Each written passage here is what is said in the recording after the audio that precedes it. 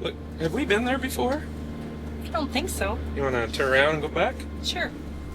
We were just getting ready to check into the campground here, but I think we're going to turn around here. Wait for traffic to go by, of course. Go check it out since we got time. Makes it nice when you don't have to disconnect. You know, you can just pull over on the whim and go someplace. Yeah. Just to give everyone a little update in case it's been a while since you've seen our videos, we just recently got back from Florida. Had a good time. We had a couple cruises. One was a group cruise that we went on, had a really good time with everybody. Speaking of, if you want to join us in one of our group cruises sometime, we have a couple coming up in 2027. One on Valentine's Day, February 14th, of course, and then November 14th of 2027 also. That one's out of Galveston. The first one in February, that one on Valentine's Day, that one's going to be in Fort Lauderdale. Just send us an email at travel@livinourvision.com and we'll get back to you. Just west of Fredericksburg, Virginia, tucked among quiet roads and thick woods, is a battlefield many people drive right past, without realizing how much history changed here. We saw this Chancellorsville Battlefield, so we're gonna drive through here. Actually, the campground's less than a mile up the road. Yeah, it's almost like a quarter of a mile. It's just literally right there. We can go into the visitor center. Yeah, you guys want to go in the visitor center? Yeah, let's get a map. Okay, everybody says, yeah, let's... I like maps. Oh. Follow the road into the sky. Never let adventures pass you by.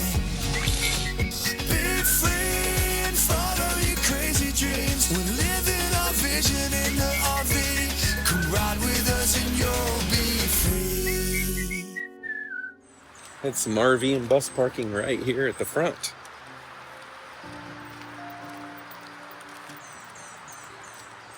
Love history. Oh, maybe we can get another sticker. I think it'd be equivalent to, we went to Vicksburg. And what was the other one that we did here in Virginia? The movie just started, so we're gonna go in here real quick. President Abraham Lincoln. The battles inscribed on Union banners recorded stalemate and defeat in the East. Lincoln knew the only remedy for national despair, the only antidote to the raging debate over the newly issued Emancipation Proclamation, would be victory in battle.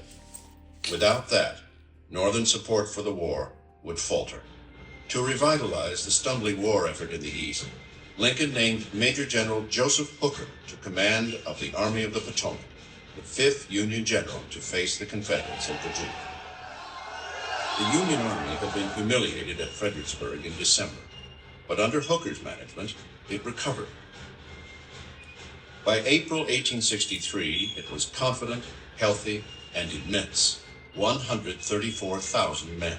Just as Lincoln bore the anguish of Union failure, Confederate General Robert E. Lee bore the weight of Confederate hopes.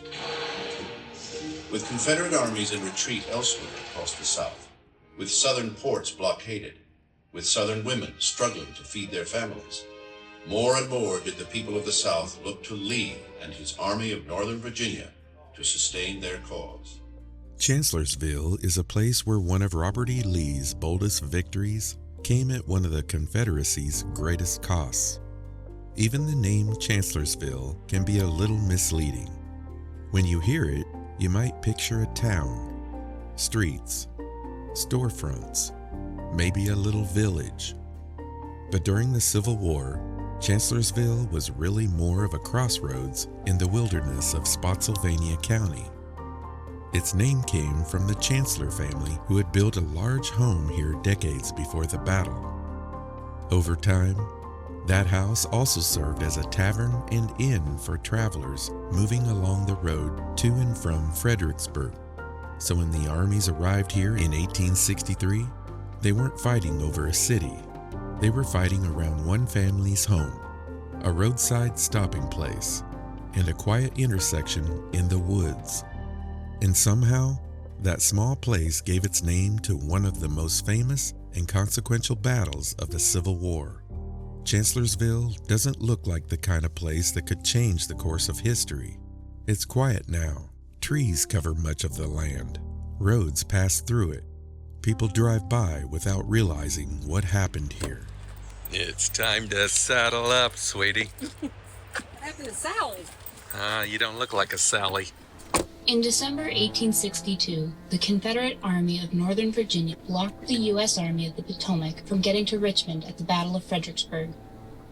The Battle of Chancellorsville in the following spring was the next large engagement between these two armies. Following the disaster at Fredericksburg, President Abraham Lincoln struggled to maintain support for the war. People were questioning what the end goal was. What would a reunified United States look like, and was it worth this cost?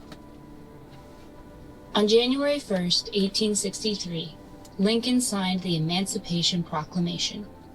The Emancipation Proclamation declared enslaved persons in places still in rebellion to be free and approved the enlistment of black regiments. In the spring of 1863, this peaceful ground became one of the most dramatic and costly battlefields of the Civil War. Just months after the Union defeat at Fredericksburg, President Abraham Lincoln placed Major General Joseph Hooker in command of the Army of the Potomac. Hooker came into this campaign with confidence, momentum, and a much larger army. He believed he had a plan to get behind Robert E. Lee, force him out of his defenses near Fredericksburg, and possibly crush the Confederate Army once and for all. On paper, Hooker had every advantage: more men, more resources, and a carefully planned movement across the Rappahannock River. But Chancellorsville would become a battlefield where numbers did not tell the whole story. And later in the battle, that became even clearer. After the brutal fighting on May 3, Hooker's army fell back and began digging in.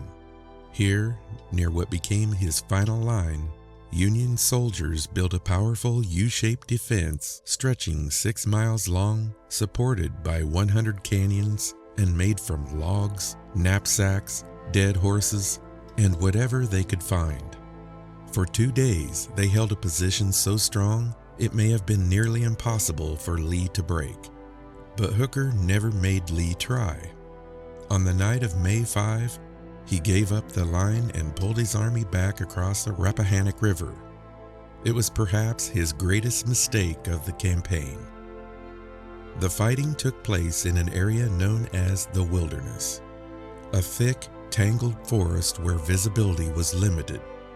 Movement was difficult, and confusion could become deadly. In terrain like this, Hooker's larger army could not use its full strength the way it might have in open fields. And Robert E. Lee saw an opportunity. Rather than retreat, Lee did something incredibly risky. He divided his already smaller army in the face of a much larger army. Then he divided it again. On the night of May 1, Lee and Stonewall Jackson met near the Plank Road and Furnace Road. They studied a rough map and considered a dangerous idea. Union General Hooker's right flank was exposed, or as they say at the time, it was in the air. So before dawn on May 2, Jackson set out with about 30,000 men on a long, hidden march around the Union Army. More than 12 miles, his troops moved through back roads, wooded trails, and narrow paths, trying to stay out of sight.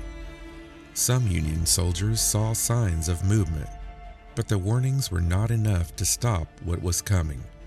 Late that afternoon, near sunset, Jackson's men emerged from the woods. The attack hit the Union 11th Corps with shocking force.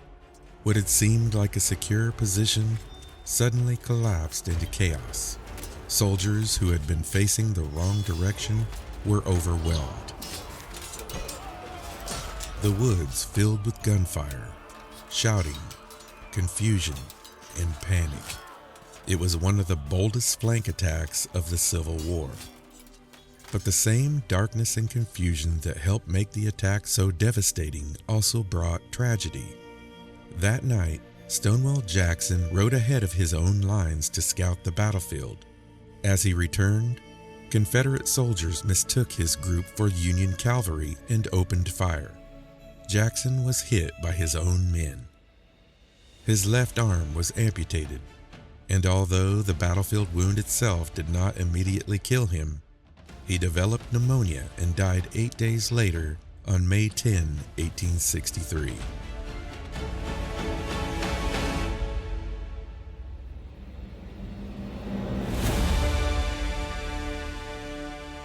Chancellorsville became a victory wrapped in loss. Lee had won the battle, but he had lost one of his most trusted commanders. And the numbers tell another part of the story. The battle produced more than 30,000 casualties between the two armies. The Union suffered over 17,000. The Confederates suffered more than 13,000, a far greater percentage of Lee's smaller army. So while Chancellorsville is often remembered as Lee's greatest victory, it was not a simple triumph. It was costly, it was complicated, and in some ways, it may have given Lee a dangerous confidence. After Chancellorsville, Lee took his army north into Pennsylvania. Just weeks later, the same war would arrive at a place called Gettysburg.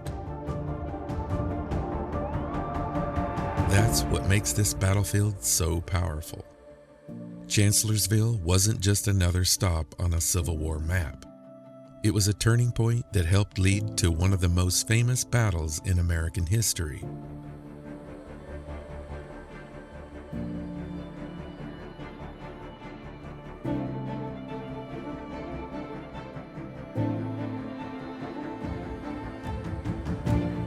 Coming up on Marker 5 is when Lee and Jackson met to plan the flank attack on the night of May 1, 1863. Leaving a force in front to hold him in check and conceal the movement. The execution of this plan was entrusted to Lieutenant General Jackson with his 3 divisions. Charles Welford allied himself to the Confederacy not only through iron production, but also by providing the Confederates with critical support during the Battle of Chancellorsville. On May 2nd, Welford and his son also made, which at the time of the Battle of Chancellorsville was called Hazel Grove. When Stonewall Jackson began his famous flank march early on March 2nd, 1863, the Hazel Grove clearing was occupied by Federal infantry and artillery. As the Confederate column moved along the road here, it was spotted by Federal observers perched in the treetops. And standing here now, with the trees quiet again, it's hard not to think about how much changed in these woods. The plans that were made here, the risks that were taken here, the lives that were lost here.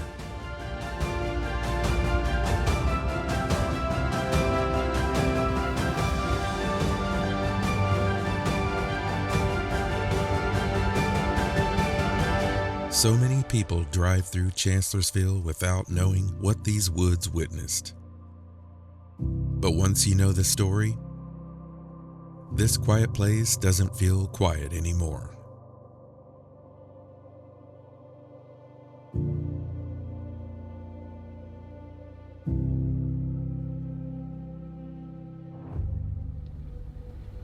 Today at Fairview, there are a number of gun pits that mark where U.S. artillery positions defended Chancellorsville against the Confederate assault that began at dawn on May 3rd. We started at 12:01 at the Visitor Center, watched the film, toured the Visitor Center, went through all the sites, and it's now 2:26. So just about 2.5 hours total for all that. And the campground that we're staying at is called Wilderness Presidential Resort, I think it is. And it's located in between 2 of these battlefields. But it actually butts right up against this battlefield. Yeah. Really close to the Visitor Center. Yeah. The campground is somewhere kind of, I think, right in here-ish. You can go over and do the Battle of the Wilderness. And then if you're staying there for a little while, you can even drive into Fredericksburg. There's a battlefield there. And then there's also another battlefield to the south called the Battlefield of Spotsylvania Courthouse. Yeah. So all 4 of these are relatively close to each other. Yeah, and this campground that we're getting ready to check into, this is not part of 1,000 Trails, but it is part of the Coast to Coast membership. And we do have a Coast to Coast membership. We utilize that. We were able to, with this one, we were able to use 1,000 points per night, and each one of them's different. But we hardly ever stay at a Coast to Coast property. But we decided to utilize that this time because we always forget about that membership. Take a slight right turn onto Stewart Drive. But that membership, I don't know what their pricing is anymore. You know what they charge. We have a annual dues that are what, like $100 or something. They're not too much. I couldn't even tell you. I forgot. I think they're actually under 100, but I don't know. Yeah. But anyway, it's not too expensive. The initial payment is the most, which I'm not sure what that is anymore.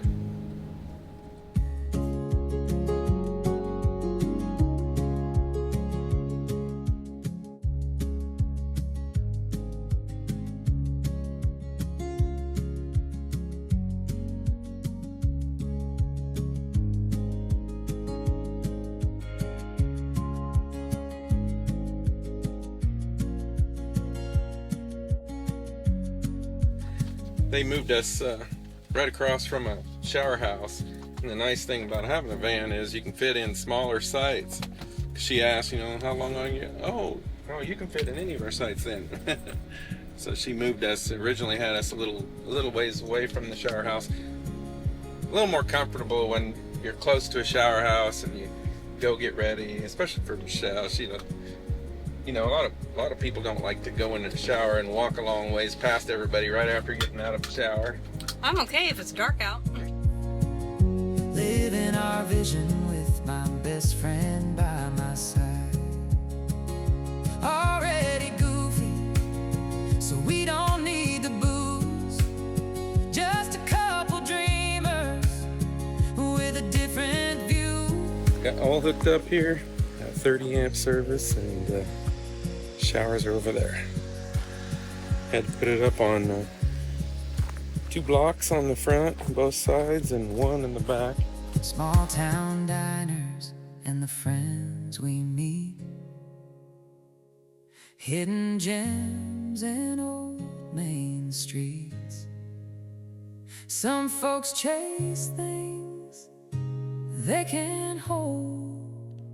We chase sunsets and stories told. No big house, no picket fence, just a front row seat to the road ahead. A little less stuff and a lot more life. Living our vision with my best friend by my side. Yeah, a little less stuff and a lot more life. Living our vision with my best friend